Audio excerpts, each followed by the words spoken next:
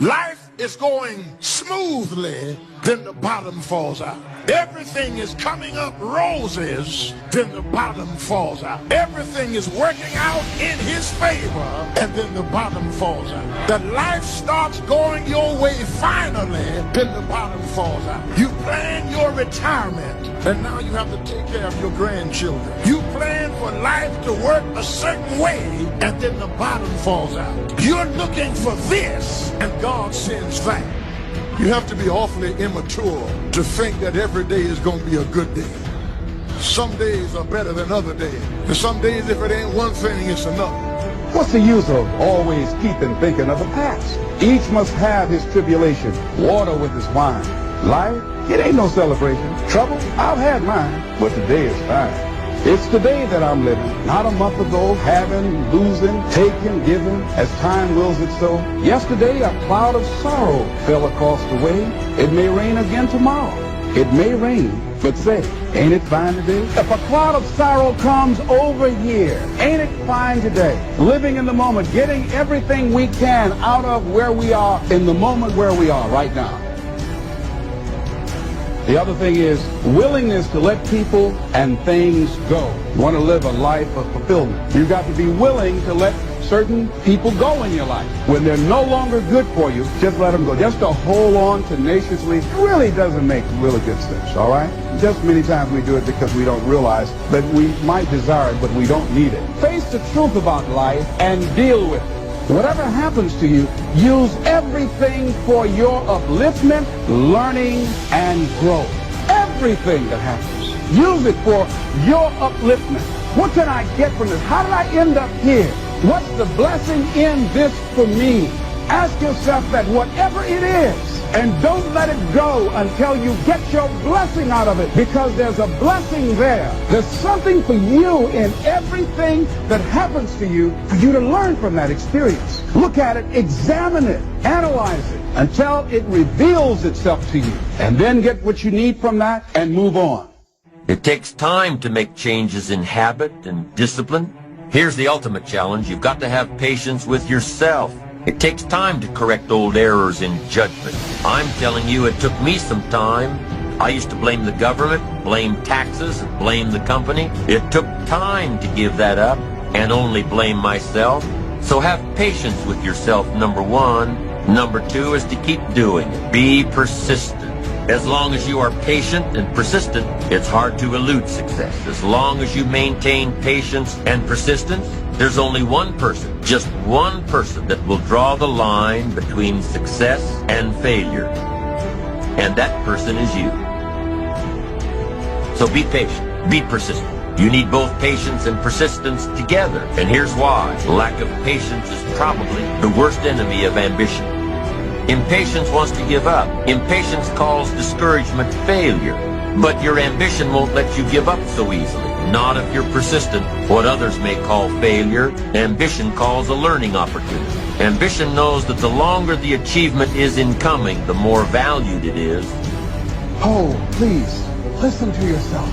You know the feelings. If you start listening to the feelings in your heart, and I'm doing it now more every day, I find that my feelings, I can trust them. And I say to you that as you look toward the future, you look at life on a daily basis, if you've heard something within yourself that you know that what you're doing now doesn't fit for you, it doesn't work for you, it's not giving you what you want, and there's something else that you want to do, don't allow that inner doubt in you to talk you out of it, to tell you why you're not good enough. You ignore that inner voice and all of the external voices. Don't judge the possibilities for what you can do based upon the circumstances, because the circumstances won't determine who you are. Don't determine what you're able to do based upon your resources. Don't determine what's possible for you based upon where your life is right now. Where your life is right now is not you. That's just what it is right now. But the possibilities for you are unlimited. It's unlimited if you're coming back from adversity and devastation. It's unlimited of what you can do.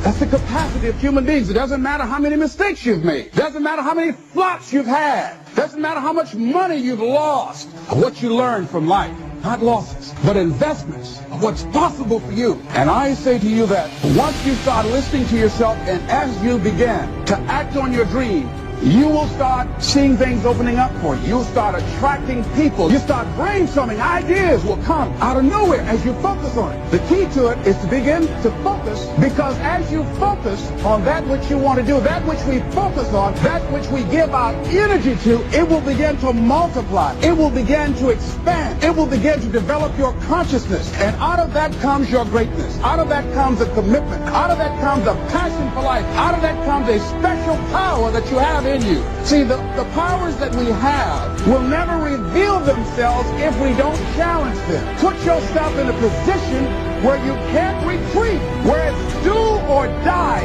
sink or swim. Here's what you'll find out. You'll develop incredible swimming skills. You'll find yourself stroking unlike you've ever seen before. Through the inspiration of desperation, you become more creative than ever before. All you can do is all you can do. And all you can do is enough. Make sure you do all you can do. If you think ordinary's cool, ain't no problem. It's some really wonderful ordinary people. But if you are sitting in this room and you have extraordinary aspirations, then you're gonna have to do extra. You put extra on top of ordinary and you come up with extraordinary. It's no other way. But here's the fact. All of you have extraordinary capabilities. All of you. You have to decide if you are willing to do the things to put you in that category. Rich people don't sleep 8 hours a day. That's a third of your life. He who loves to sleep and the folding of hands, poverty will set upon you like a thief in the night. What do you do when you try and you fail and you want to quit and you want to give up? Because trying again means hurting again, means risking again, means believing again, means hoping again. Sometimes you can be blessed and be unhappy, because even though things are going right, they're not going according to what you had believed and expected, and you know that something is missing out of your life. What do you do when something is missing out of your life and the things that replaced it do not compensate for what you lost? I've always been told how average I can be. Always been criticized about being average. But I want to tell you something. I stand here before you, not listening to those words, but telling myself every single day to shoot for the stars, to be the best that I can be. Good enough isn't good enough if it can be better. And better isn't good enough if it can be best. Other than death, all failure is psychological. If you aren't dead, then it's just psychological. It does not mean that you won't lose some battles, because you will. We all will. But it does mean that as long as you don't surrender, as long as you don't give up, as long as you don't quit, then you haven't failed. It just means you made a temporary tactical retreat, a brief withdrawal, so that you can regroup and reattack. If you get beat, unless you're dead, you are not defeated. And you have not failed. What you've done is you've learned. You've gained experience. And you're still alive. So get up and go get after it. We all live in this bubble. What you gotta do to get the life that God wants you to have, you gotta put more air in your bubble. You got to blow your bubble up. Expand yourself. Take yourself out your comfort zone. Put some more air in your bubble. If you stay in your comfort zone, that's where you will fail. You will fail in your comfort zone. Success is not a comfortable procedure. It is a very uncomfortable thing to attempt. So you got to get comfortable being uncomfortable if you ever want to be successful. So get serious about your goals, business goals, financial independence goals, family goals. I mean, there's so many things to work on this. If you don't get busy and work on it, sure enough, the time will pass. And sure enough, 5 years from now, you'll wind up where you don't want to be, wearing what you don't want to wear, driving what you don't want to drive, eating what you don't want to be. Now's the time to pick. Your goals are affecting you, whatever they are.